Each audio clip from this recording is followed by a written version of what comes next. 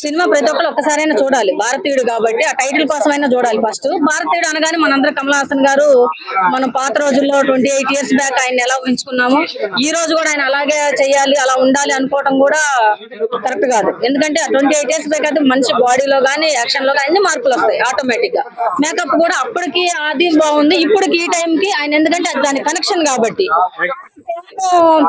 Actors చేశారు. ముఖ్యంగా ఆయన సేనాపతి గారు గాని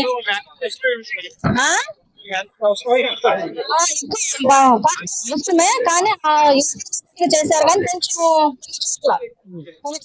తేడా అనిపించలేదు. ఫస్ట్ ఎంటర్ అయినప్పుడు ఫారిన్ లో ఉన్న భారతీయుడు గానే బాగుంది. 6 pack చూపించారంటే అంశాన్ని బట్టి కనపడుతుంది 6 pack అన్నట్టుగా ఉంది.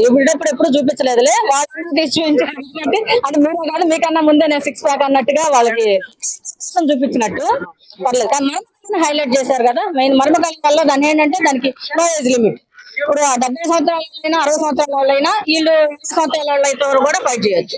అది వెయిన్స్ మీద పడుతుంది కాబట్టి, నరాల మీద ఎఫెక్ట్ చూపిస్తుంది కాబట్టి కొంచెం లెంత్ ఎక్కువైందని చెప్పొచ్చు. కానీ సినిమా మరీ తీసేసే సినిమా కాదు. శంకర్ అంటేనే ఆయన తెలుసు మనం ఎక్స్పెక్టేషన్స్ సంవత్సరాలు కానీ కొంచెం కాన్సెప్ట్ కానీ పర్ఫెక్షన్ కానీ అవన్నీ ఉంటాయి. బ్రాండ్ అనేది ఉంది కాబట్టి.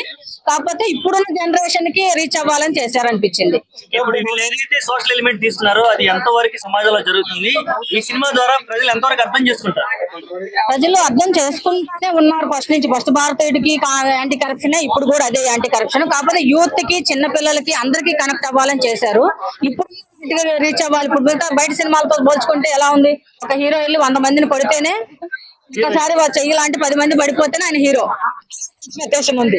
రియాలిటీకి దగ్గరగా ఉండాలనేది నా వాదన. సినిమా అనేది కొంచెం రియాలిటీకి దగ్గరగా ఉండాలి. మనం పాత సినిమాలతో పోల్చుకుంటే అది ఒక సీన్ కళ చూస్తే సీన్ ఏం జరుగుతుందో అర్థం చేసుకునేము. అదే ఇప్పుడు మనకు తెలుసండి, మనిషి బాడీలో ఏ పార్ట్ మన కళలో చూస్తే తెలిసిస్తుంది ఎక్కడ కొడతాడు అనేది. స్పీడ్, బ్యాలెన్స్, కంట్రోల్ ఇవి ఉన్న మనం క్యాచ్ చేయగలం. సిద్ధార్థ్ గారిది కూడా బాగా ఉంది. ఎమోషనల్ గా బాగా చేశాడు, యాక్షన్ గా. మరి ఆయనే హైలైట్ చేయాలని చేశారేమో.